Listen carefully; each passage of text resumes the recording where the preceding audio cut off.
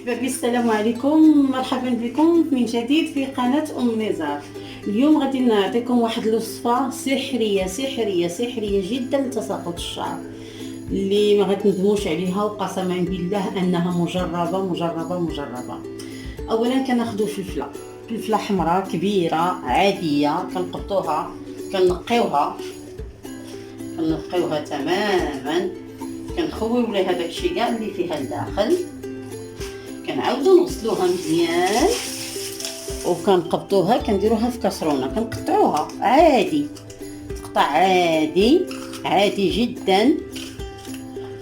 هانتوما هكذا عادي كنقبطوها، كنقطعو الفلفله، حيت الفلفله اصلا الفلفله على الخصوص عندها وصفه فعاله جدا لتساقط الشعر، اللي كتخلي الشعر فريمون سحري وما كيبقاش يتساقط، مجربه مزيان.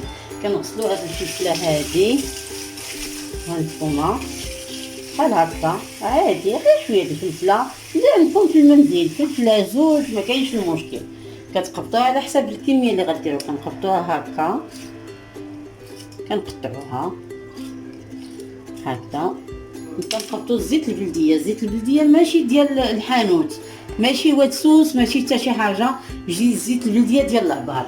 كنقبطوها كنكبوها على هاد الفلفله هادي غير شويه، وكنشعلو عليها النار، كنخليوها غير طلع عليها الغديه الاولى،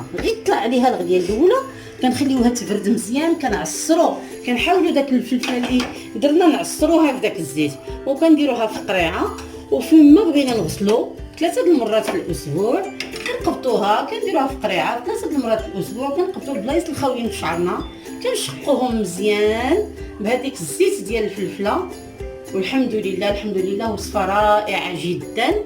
وبغيت الوصفه ديالنا الاولى، هانتوما شوفوا الفلفله ديالي كيفاش بحال غتقلى في داك الزيت، بحال غنحطوها وغادي نخليوها في هذاك الزيت صافي، كنهزوها فوق النار، كنخليوها تبرد، ومن تبرد نرجعوا باذن الله نوريكم الطريقه كيفاش كتدار في القرعه. ها هي. السلام عليكم، هانتوما من بعد ما برد الزيت والفلفله كنحطوها بحال كنمعكوها غير بيدينا، تكون يدينا نظيفه نقيه، كنخرجوا منها داك اللب ديال الفلفله، صافي كنمعكوها مع داك الزيت مزيان، شتي هكذا كنخرجوا اللب ديال الفلفله هكا، تحتاج الفلفله شويه ما طايبه ما خضراء، صافي حيت يلاه دغيا خرجوا داك اللب ديال الفلفله، كنقبطوها هكذا، نديروها في الصفايه رقيقه، كنزيدو نزكوها شويه هكذا كما كتشوفوني،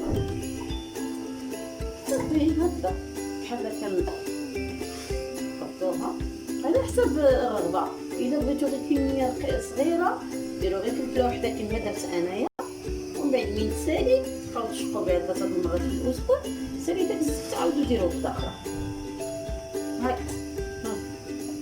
هانتوما كما كتشوفوا كنحطوا هذه الفلفله، كندكوها مزيان حتى كتخرج كاع داكشي اللي فيها، مع مخلطه بالزيت البلديه كتخرج كاع داك المسائل اللي فيها، صافي كنحيدوها، نقبطو داك الزيت اللي بقات حتى هي كنصفيوها هكذا وصافي، نقبطو قريعه صغيره.